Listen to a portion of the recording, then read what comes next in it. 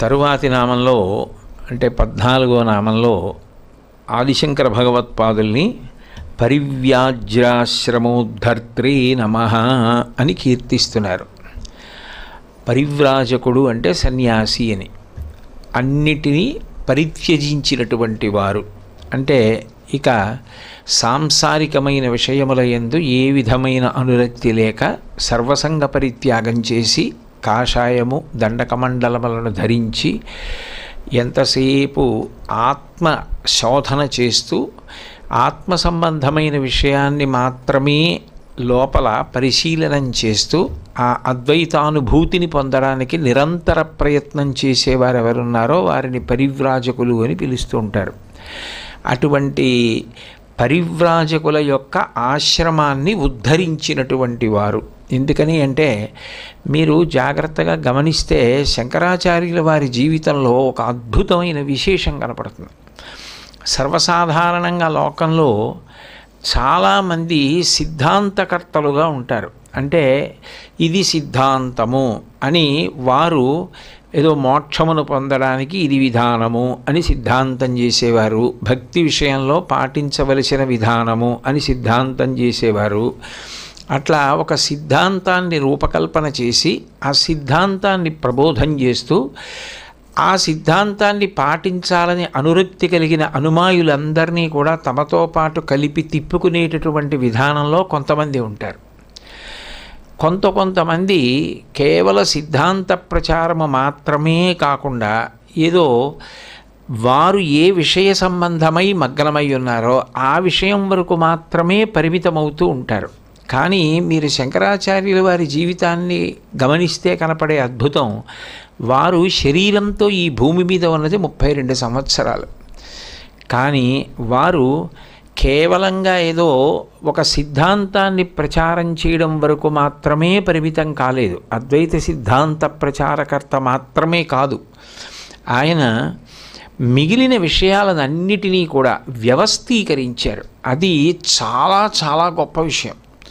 ఉత్తర భారతదేశంలో అనేక మంది సన్యాసులు ఉంటారు, దక్షిణ భారతదేశంలో అనేక మంది సన్యాసులు ఉంటారు. ఈ సన్యాసులందరిది కూడా ఒకే విధానం ఉండదు.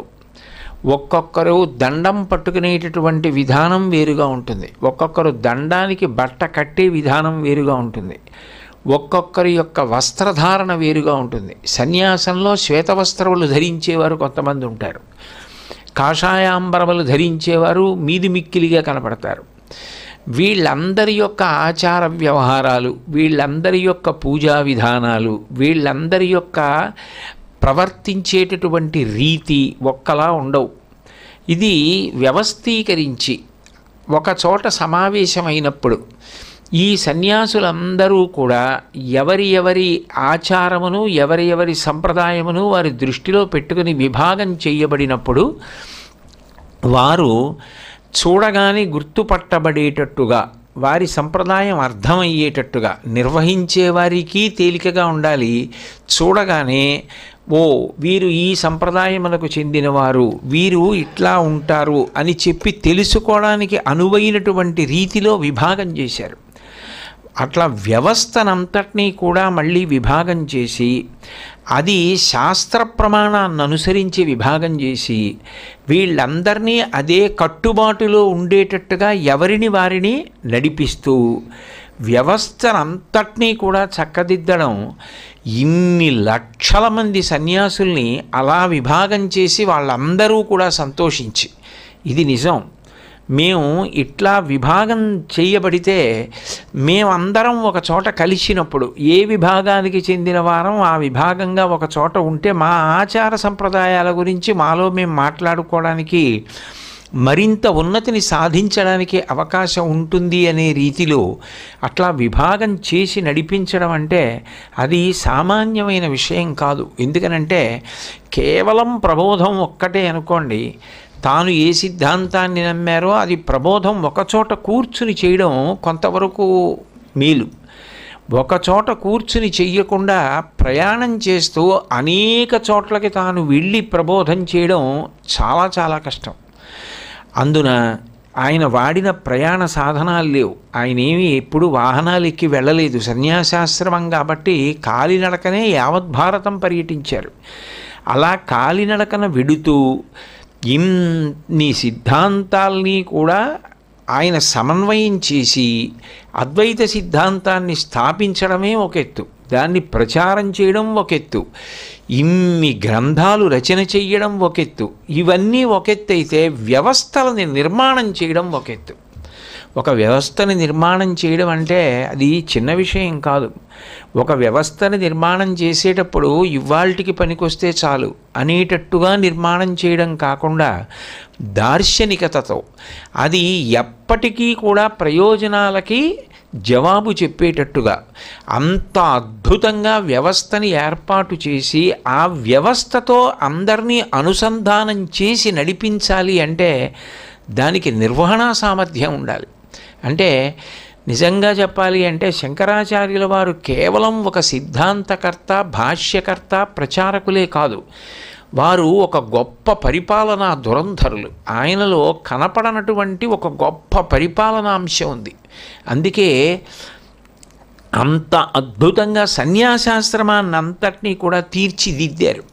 అది కూడా ఆయన తీర్చిదిద్దిన తరువాత ఇది అంత అందంగా లేదు, ఇది అందరి యొక్క ప్రవర్తనకి, అందరి యొక్క ఆచారానికి అనువుగా లేదు. కాబట్టి దీన్ని మళ్ళీ మనం పునర్నిర్వచనం చేయాలి, మళ్ళీ ఇందులో కొన్ని మార్పులు చేయవలసి ఉంటుంది అని మార్పులు చేయవలసి వచ్చిందనుకోండి, అంత దీర్ఘదృష్టికి సరిపోయేటట్టుగా కాలంలో జవాబు చెప్పడానికి నిలబడేటట్టుగా వ్యవస్థని నిర్మాణం చేయడంలో కొంత దోషం జరిగిందని, లేకపోతే అంత దీర్ఘదృష్టి లేదని అనుకోవాలి. శంకర భగవత్పాదులు ఆయన అవతారం వచ్చినప్పుడు సన్యాసాశ్రమాన్నంతటినీ ఎట్లా అయితే వ్యవస్థీకరించారో అదే పద్ధతి ఈనాటికి కొనసాగుతోంది. అంటే నిజంగా శంకరాచార్యుల వారి యొక్క దార్శనికత ఎంత గొప్పదో అర్థమవుతుంది. వారు సన్యాసాశ్రమాన్నంతటినీ కూడా 10గా వర్గీకరించారు. అంటే 10 మంది ఒక్కొక్క రకమైన పేరు తీసుకుంటారు.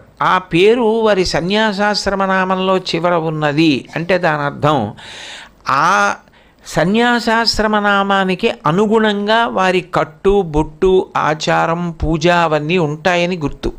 అందులో ఆయన తీర్థ, ఆశ్రమ, వన, అరణ్య, గిరి, పర్వత, సాగర, సరస్వతి, భారతి, పూరి అని విభాగం చేశారు. ఈ విభాగం చేసినప్పుడు ఇందులో మీకు ఇప్పటికీ కూడా చూసినట్టయితే ఈ సన్యాసాశ్రమ నామాలే గురువుగారు సన్యాసాశ్రమం ఇచ్చినప్పుడు ఇచ్చిన నామానికి చివర కనపడుతుంటుంది. పూరి అనో, మీరు శృంగేరి పీఠాధిపతుల్ని చూస్తే భారతి అన్న నామం కనపడుతుంటుంది. కంచి సన్యాసాశ్రమం చూస్తే సరస్వతి అన్న నామం కనపడుతుంది. అంటే శంకరాచార్యుల వారు 10గా వర్గీకరణ చేసి సన్యాసులకు ఇచ్చినటువంటి నామములు ఏ ఉన్నాయో ఆ వర్గీకరణ ఇప్పటికీ అట్లాగే కొనసాగుతోంది. అంటే ఎంత దీర్ఘదృష్టితో, ఎంత దార్శనికతతో, ఎంత సౌలభ్యంగా ఉండేటట్టుగా ఆయన వ్యవస్థనంతటినీ కూడా నిర్మాణం చేశారు అనడానికి ఇది ఒక అద్భుతమైనటువంటి ఉదాహరణ. అందుకే ఆయన కేవలంగా ఏదో గృహస్థులకు మాత్రమే భక్తి, జ్ఞానము, కర్మ వాటి గురించి ప్రబోధం చేయడం కాదు, ఏదో వేదాంతర్గతమైన విషయాన్ని, వేద సంబంధమైన విషయాన్ని మాత్రమే ఆయన ప్రబోధం చేయడం కాదు, ఎక్కడెక్కడ అవసరమైతే అక్కడక్కడ వ్యవస్థల్ని మళ్ళీ పునర్నిర్మాణం చేసి వాటిలో ఉన్నటువంటి దోషములను దిద్ది అది పాటించేవారికి సౌలభ్యం కలిగేటట్టు, అది నిర్వహించడం కూడా తేలికయ్యేటట్టు వ్యవస్థ చేయగలిగి సన్యాసాశ్రమాన్ని అలా తీర్చిదిద్దడం అంటే అది కేవలము శంకర భగవత్పాదులకు మాత్రమే చెల్లింది. శంకరులు తప్ప ఆనాటి నుంచి ఈనాటి వరకు ఎవ్వరూ చెయ్యనివి ఎన్నో ఉన్నాయి. 32 ఏళ్లలో అన్ని అద్భుతాలు చేశారు. సన్యాసాశ్రమాన్ని 10గా వర్గీకరించడం ఒక ఎత్తైతే పీఠస్థాపన చేసిన వారు శంకరాచార్యుల వారు తప్ప వేరొకరు ఎవ్వరూ లేరు. పీఠాలు స్థాపించినది ఒక్క శంకరాచార్యుల వారే. ఆయనే దేశానికి 4 మూలలా 4 పీఠములను స్థాపించారు.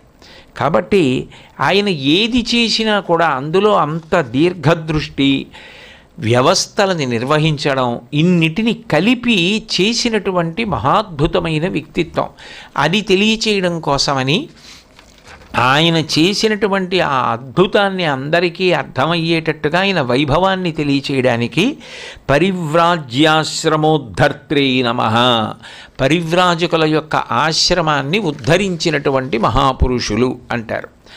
అట్లాగే 15వ నామం దగ్గరికి వచ్చేటప్పటికీ ఆయనని సర్వతంత్ర స్వతంత్రధియే నమః అంటారు. ఇది ఒక అద్భుతమైనటువంటి నామం. నిజానికి ఇది అందరికీ అన్వయం కాదు. ఇది ఏదో సరదా కోసమని చెప్పి పెట్టేసుకునేటటువంటి బిరుదునామం కాదు. అసలు ఇటువంటి నామం అన్వయం అవ్వాలి అంటే వారు ఎంతటి కారణజన్ములో, ఎంత భక్తి తత్పరులో అర్థమవుతుంది. సర్వతంత్ర స్వతంత్ర అన్న బిరుదు ఎవరైనా పొంది ఉన్నారు అంటే దాని అర్థం ఏమిటంటే వారు ఎప్పుడైనా ఎవరికైనా ఏదైనా ఉపకారం చెయ్యాలి అని మనసులో భావన చేస్తే వారికి లౌకికముగా వ్యక్తుల యొక్క సహకారమును అపేక్షించవలసిన అవసరం ఉండదు. అంటే ఏదో ఒక పని చెయ్యాలనుకున్నారనుకోండి, ఇంత ధనం కావాలి దానికి అనుకున్నారనుకోండి, ఆ ధనాన్ని ఎట్లా పోగు చెయ్యాలి, ఎవరెవరి దగ్గర ఎట్లా తీసుకోవాలి అని ఆలోచించవలసిన అవసరం ఉండదు. వాళ్ళు ఎంత అనితర సాధ్యమైన కార్యక్రమాన్ని సాధించవలసి వచ్చినా భగవంతుణ్ణి ప్రార్థన చేసినంత మాత్రం చేత భగవంతుడు వాళ్ళకి తోడుగా వచ్చి వాళ్ళ యొక్క కార్యాలకి కావలసిన సమస్తమైనటువంటి వనరులను చేకూరుస్తాడు. అంటే ఏదైనా భగవంతుని ద్వారానే సాధించుకుంటారు వాళ్ళు. అంటే వాళ్ళు అసలు లౌకిక ప్రయత్నం చేయవలసిన అవసరమే వాళ్ళకు ఉండదు. అటువంటి స్థితిని పొందడము అంటే అది చాలా మహత్తరమైనటువంటి విషయం. మీకు ఇటువంటి వాళ్ళు శంకరాచార్యుల వారితో పాటుగా కొంతమంది కనపడతారు. ఇది నిజంగా భారతదేశపు సంస్కృతి వైభవానికి గీటురాయి. నిజానికి భావితరాల వాళ్ళు తెలుసుకోవలసిన అవసరం ఏదైనా ఉంటే ఇది అత్యంత ప్రధానమైన విషయం. అంటే మన దేశంలో శాస్త్రాల్ని పాటించిన వారు, భక్తిని పాటించిన వారు ఏదో చిన్న చిన్న ప్రయోజనాలు కాదు, అసలు తన కొరకు అని అడగవలసిన అవసరం వారికి ఉండదు. తన కొరకు అని అడగడమే అలవాటైంది అనుకోండి, ఇక అడగడానికి అంతే ఉండదు. ఆ అడగడానికి అంతేమీ లేనప్పుడు భగవంతుడికి కూడా విసుగుస్తుంది వాళ్ళ మీద. అప్పుడు అడగడానికి అంతు లేనప్పుడు ఇంకా మామూలు సామాన్యుడికి వాళ్ళకి తేడా ఏముంటుంది? కాదు. అసలు ప్రథమతః వాళ్ళకు ఉండే లక్షణం ఏమిటంటే నాకు ఇది కావాలన్న భావన లేకపోవడం. అంటే అంత ప్రశాంతమైనటువంటి స్థితిలో రాగద్వేషాతీతంగా నిత్యతృప్తులై జీవనం చేస్తూ ఉంటారు. అంత నిత్యతృప్తులై జీవనం చెయ్యగలిగిన స్థితి ఒకటైతే, రెండవది ఎప్పుడైనా లోక ప్రయోజనం కోసం, సమాజ ఉద్ధరణ కోసం ఏదైనా ఒక పెద్ద కార్యక్రమాన్ని వారు మనసులో సంకల్పం చేస్తే వారు చేసిన సంకల్పం కార్యరూపం దాల్చడానికి ఏ ఏ వస్తు సంచయము అవసరమవుతుందో దాని కొరకు వారు లౌకికంగా సమాజం మీద ఆధారపడవలసిన అవసరం లేకుండా ప్రార్థన చేసి భగవంతుడి నుంచే పొందగలరు. అలా పొందగలగడం ఆశ్చర్యకరమైన విషయం. అటువంటి మహాపురుషులు ఈ దేశంలో పుట్టారు, అటువంటి వారు ఉన్నారు అని తెలుసుకోవడం, ప్రత్యేకించి భావితరాలు తెలుసుకోవలసిన అవసరం ఎంతో ఉంది. అది తెలిస్తే ఈ దేశంలో ఆచరింపబడేటటువంటి మతం, ఈ దేశంలో వేదాన్ని ప్రమాణంగా స్వీకరించి జీవించిన విధానం ఎంత గొప్పదో అర్థమవుతుంది. ఇందులో ఒకప్పుడు వేదాంత దేశికులని ఒక మహాపురుషులు ఉండేవారు. ఆయన వైష్ణవ సంప్రదాయంలో వడగలై సంప్రదాయానికి చెందినటువంటి వారు. ఆయన భిక్షాటన చేసి జీవనం చేస్తూ ఉండేవారు అని. అంటే అంతగా ఆయనకి సంపాదించాలన్న కోరిక లేని మహాపురుషులు. వారు దయాశతకము అని ఒక గ్రంథం చేశారు. అమ్మవారిని సాక్షాత్ దయాస్వరూపిణిగానే ఆయన చెప్పారు. అందులో ఎక్కడా కూడా అమ్మవారి యొక్క పేరు ప్రస్తావన అక్కర్లేకుండా అమ్మవారు అంటే రాశీభూతమైన దయా అన్న అర్థంతో ఆయన శతకం చేశారు. అటువంటి వేదాంత దేశికులు అంత నిత్యతృప్తులు. వారికి సర్వతంత్ర స్వతంత్ర అని బిరుదుండేది.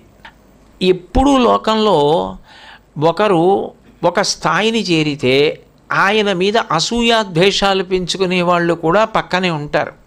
అందున ప్రత్యేకించి మీరు ఒకటి గమనించండి, ధర్మాన్ని పట్టుకున్న వాళ్ళకి శత్రువులు ఎక్కువ మంది ఉంటారు. ఎందుకుంటారు అంటే, ఒక లౌకిక కార్యానికి మీరు అలవాటు పడ్డారనుకోండి, ఏదో మీరు ఒక పని చేస్తున్నారనుకోండి, ఆ పని వలన ఇబ్బంది కలిగితే శత్రుత్వం పెట్టుకుంటారు. మీరు చేస్తున్న పని వల్ల ఎవరికైనా ఇబ్బంది వచ్చిందనుకోండి, శత్రుత్వం పెట్టుకుంటారు. మీరు చేస్తున్న పని వల్ల కీర్తి మీకు వస్తోందనుకోండి, అసూయతో శత్రుత్వం పెట్టుకుంటారు. కానీ ధర్మాన్ని అనుష్ఠించేవాడికి శత్రువులు ఎక్కువ మంది ఉంటారు. ఎందుకని ఉంటారు అంటే, ధర్మాన్ని ఆచరించేటటువంటి వాడికి అధర్మము పట్ల అనురక్తి ఉన్న వారందరూ తమంత తాముగా శత్రువులే. లేకపోతే రాముడి మీద రావణాసురుడికి, రాముడి మీద అంతమంది రాక్షసులకి శత్రుత్వం దేనికి అసలు అంటే, ధర్మమునకు వ్యతిరేకం అధర్మము. ధర్మాన్ని ఎవరు పాటిస్తూ ఉంటారో వాళ్ళని ఎలా ఇబ్బంది పెట్టాలి, ఎలా బాధ పెట్టాలి, వాళ్ళు ధర్మాచరణ చేయకుండా ఎలా చెయ్యాలి అని అధర్మాత్ములు ఎప్పుడూ ప్రయత్నం చేస్తూనే ఉంటారు. అందుకే లోకంలో యథార్థమునకు శత్రుత్వం ఎవరికి ఎక్కువ ఉంటుంది అంటే ధర్మాత్ముడికే ఉంటుంది. ఆయన మీదే ఎప్పుడూ రాళ్ళు విసరడానికి ప్రయత్నిస్తారు. అయితే భగవంతుణ్ణి నమ్ముకుని రాళ్ళు విసిరినా పూలు విసిరినా ఒకలా స్వీకరించి ముందుకెళ్ళిపోగలిగిన ప్రజ్ఞ కూడా ఉండాలి. చతికిల పడిపోయారనుకోండి, ఆదర్శం ఎలా అవుతారు? ముందుకు వెళ్ళినప్పుడే ఆదర్శం అవుతారు. వేదాంత దేశికుల జీవితంలో కూడా శత్రుత్వాలు అట్లాగే వచ్చాయి. ఆయనకి సర్వతంత్ర స్వతంత్ర అని బిరుదుంది. ఆయన సర్వతంత్ర స్వతంత్రుడు కాడు అని నిరూపించాలని తాపత్రయం. ఎవరికి అంటే, ఆయన మీద నిష్కారణంగా శత్రుత్వం పెంచుకున్న వాళ్ళకి. ఆయనకు అంత గౌరవం ఏమిటి, ఆయనకి అంత కీర్తి ఏమిటి, ఆయనకి అటువంటి బిరుదు ఏమిటి? కాబట్టి ఆయన ఆ బిరుదుకి అర్హుడు కాడని నిరూపించాలని తాపత్రయం. ఈలోగా ఆయనకి ఏదైనా అవసరం ఏర్పడింది అనుకోండి వ్యక్తిగతంగా, అప్పుడు ఆయన అవసరం తీర్చుకోవడానికి ఎవరి మీదైనా ఆధారపడి వారిని ప్రార్థించారనుకోండి, మీరు ఎలా సర్వతంత్ర స్వతంత్ర అని అడగచ్చు. ఆయన అసలు ఎవరి మీద ఆధారపడరు, నిత్యతృప్తులు. వారి జీవన విధానంలో భిక్షాటన చేసి ఆహార సముపార్జనం చేసుకుంటారు. ఎప్పుడు భగవంతుని యందు మనసు పెట్టి రమిస్తూ ఉంటారు. ఆయనని ఎలా ఇబ్బంది పెడతారు? ఇంకా ఇబ్బంది పెట్టడానికి అవకాశం లభించక చిట్ట చివరికి ఒక దుర్మార్గపు ప్రణాళిక చేశారు. ఒక పేద పిల్లవాడిని పిలిచి, ఒరే నువ్వు వెళ్ళి వేదాంత దేశికుల్ని కలుసుకుని నేను పెళ్లి చేసుకోవాలి అంటే ఆ రోజులలో ఏ పిల్లని పెళ్లి చేసుకోవాలో ఆ పిల్లకి కొంత ధనం ఇవ్వాలి. కాబట్టి ఆ పిల్ల తరపు వారికి కొంత ధనం ఇవ్వకపోతే నాకు పిల్లనివ్వరు, ఇవ్వకపోతే నేను గృహస్థాశ్రమ ప్రవేశం చెయ్యలేను, గృహస్థాశ్రమ ప్రవేశం చేయకపోతే నాకు ధర్మం నడవదు. కాబట్టి మీరు నన్ను అనుగ్రహించి పెళ్లి చేసుకోవడానికి ఆ పిల్ల తరపు వారికి ధనం ఇవ్వడానికి కావలసిన ద్రవ్యాన్ని సహాయంగా ఇవ్వండి అని అడుగు. ఆయన ఎవరిని అడగరగా. ఇప్పుడు నీకు ఉపకారం చేస్తారు ధర్మం నిలబడడానికి, నీ చెయ్యనయ్యా అంటారు. ఒకవేళ చెయ్యవలసి వస్తే ఎట్లా నీకు చేస్తారో మేము చూస్తాం. ఎవరిని అడగకుండా ఎక్కడి నుంచి ఇస్తారు చూద్దాం. అప్పుడు ఎలా మీరు సర్వతంత్ర స్వతంత్ర అని అడగచ్చని. వేదాంత దేశికులు కూర్చుని ఉండగా ఈ బ్రహ్మచారి వెళ్ళి ఆయన్ని ప్రార్థన చేశాడు ద్రవ్యం ఇమ్మని. ఆయన సంతోషించారు, ఇవ్వాలనిపించింది ఆయనకి. ఆయన వెంటనే లక్ష్మీదేవిని స్తోత్రం చేశారు. దాన్ని శ్రీస్తుతి అని పిలుస్తారు. లక్ష్మీదేవిని స్తోత్రం చేస్తే వెంటనే లక్ష్మీదేవి బంగారాన్ని కురిపించింది. ఆయన బంగారాన్ని అంతటినీ కూడా బ్రహ్మచారికి ఇచ్చి, ఇది పట్టుకెళ్ళి ఆడపెళ్లి వారికి ఇచ్చి పెళ్లి చేసుకోమని పంపించేశారు.